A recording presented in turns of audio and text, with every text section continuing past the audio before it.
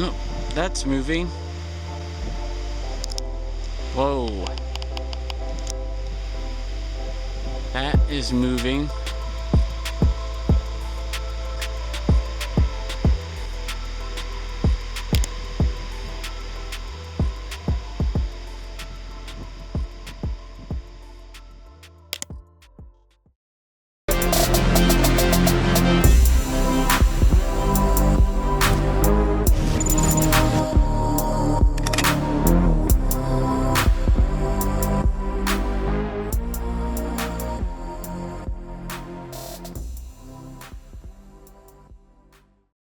Hey, what's up guys? Tyler here with Secure Team. Really happy to be back with today's video, and it's a special video regarding UFOs, space anomalies, and all sorts of strangeness. And I appreciate your guys' patience as I recently went on vacation to the beach, and the main topic of today's video is what I captured while at the beach and that I've been analyzing for the past almost 6 days straight. So you're gonna want to be sure to stick around to the end of today's video. But before we get to that, just really quick, I want to say a big congratulations and thank you to the 4 viewers and supporters of Secure Team that recently won a giveaway that I held, where 2 from our Patreon page who support monthly and 2 YouTube membership members who also support the channel monthly through the little blue join button under this video. And I held a giveaway for these really epic mouse pads that on the surface of them have the original and exact reprint of the front page of the Roswell, New Mexico newspaper that was printed back in 1947 and delivered to all the residents of the town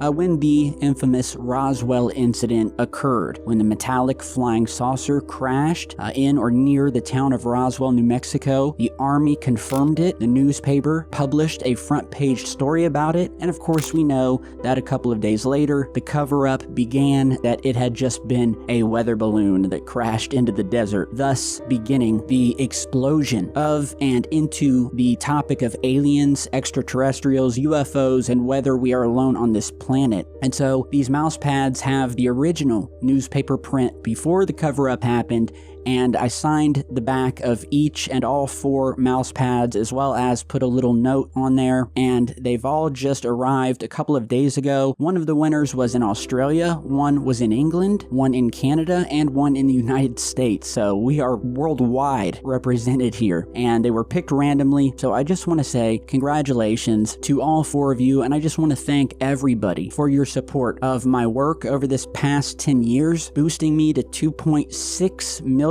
subscribers we have now. And just the fact that all of you guys, whether you're buying merch or you're supporting monthly, or if you're just throwing me a thumbs up or posting a comment saying, hey Tyler, I like the stuff you're doing, man, that is what keeps me going, and I am so appreciative. You know, it's tough days here on YouTube. It's not like it was. Your support truly is paramount. So I love you guys. Congratulations to the winners. I've got more giveaways coming and some really cool ideas. So if any of you guys want to support, check out the links in the video description. So now let's get right to the meat and potatoes of today's video. It's a special day because I'm not going to just show you some UFO footage. I'm going to show you some UFO footage that I recorded myself. Breaking news here on the channel. It's exciting because I've seen UFOs before, but I've never actually caught one on camera myself, I don't believe, except for when I was much younger on VHS, and that tape has long since been lost. So long story short, my family and I went to the beach on vacation, and it's a beach right near Myrtle Beach, if you know where that is, North Carolina. So we're there, and I bring along with me my night vision infrared camera, and it's called the Aurora Pro. And it's a really awesome, really powerful little one-eyepiece monocular military-grade night vision camera. And unlike the older military night vision IR scopes that only shoot in green, this shoots night vision infrared in full color. Infrared, of course, is the wavelength that we cannot see with our naked eye. This is the Explorer edition, which is the best that you could buy, and it's what I got at the time. It was about a little over $1,000, which is made by a company I believe is called Sionyx. And so every night at the beach when the sun would go down, I would rev this thing up and I'd start scanning the stars. And I caught nothing for the first 6 days at the beach.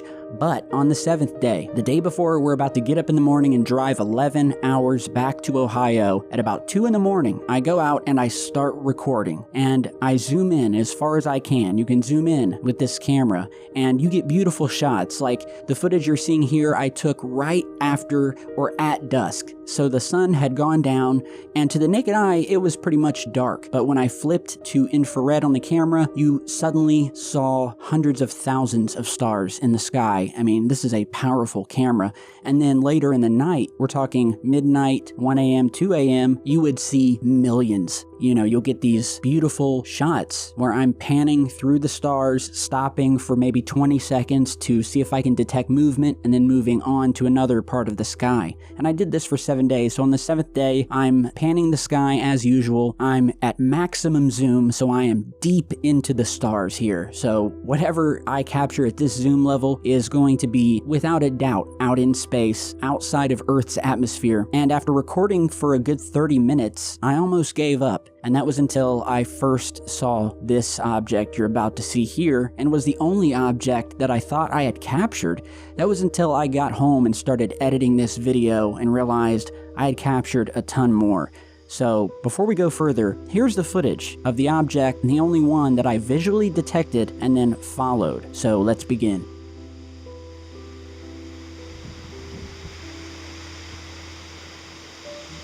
No, that's moving. Whoa. That is moving. I don't see any lights flickering.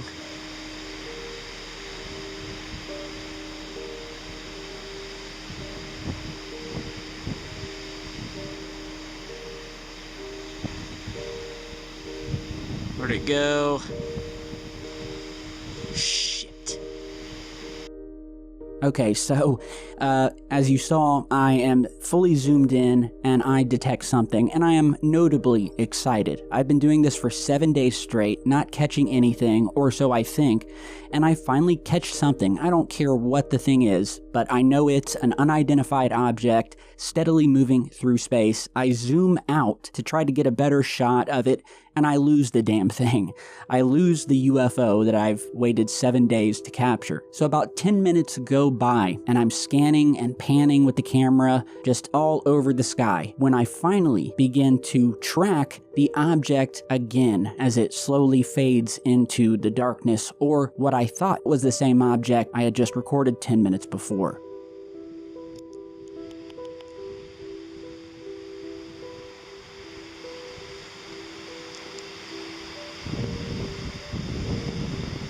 I got it. I got it.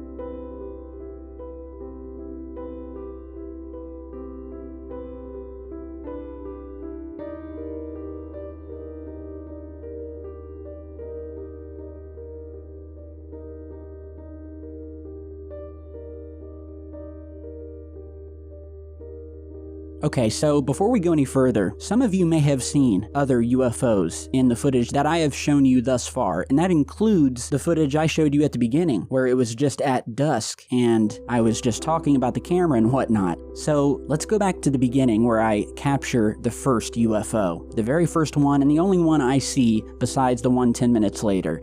And when I got home, because it's very hard to see with this camera with your eye pressed up against it, the other eye is shut, you know, it takes getting home and seeing the footage on a large monitor to really know what you captured.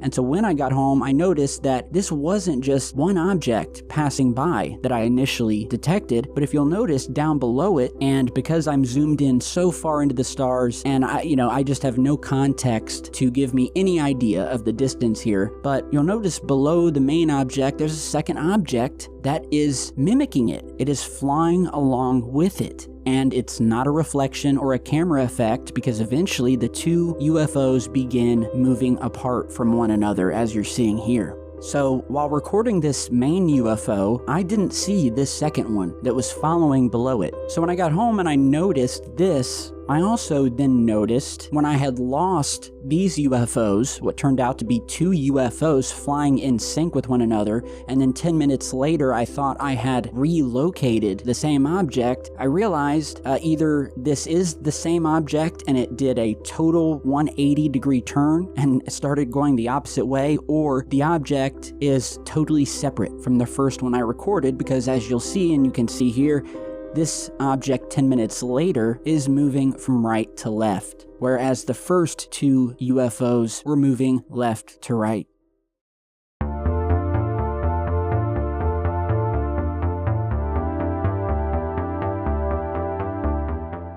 Now, UFO number 4 appears out of nowhere, and it looks like it almost just materializes out of thin air. And I've seen countless videos of these bizarre objects doing this, but I'm going to show you here. I'm tracking the main UFO, and this thing just pops into existence and then begins moving northwest. You can notice how quickly it then begins to suddenly head up and out of view of my shot here. So that is definitely eerie. You know, it's one thing to see a UFO moving through the sky, which obviously could be a satellite, but if you've seen all of the space UFO analysis and footage I've posted on this channel, the thousands of videos I've done, you'll know that there is just as good a chance of one of these things being of an off-world nature as it is being a satellite. So this thing materializing out of nowhere was pretty cool. And I'm just surprised by all of these objects that I totally did not see while trying to record, mainly just the only one that I actually detected. And it also turns out that as I'm tracking this main object, as it fades off into the darkness, okay, the main object 10 minutes later, as it's moving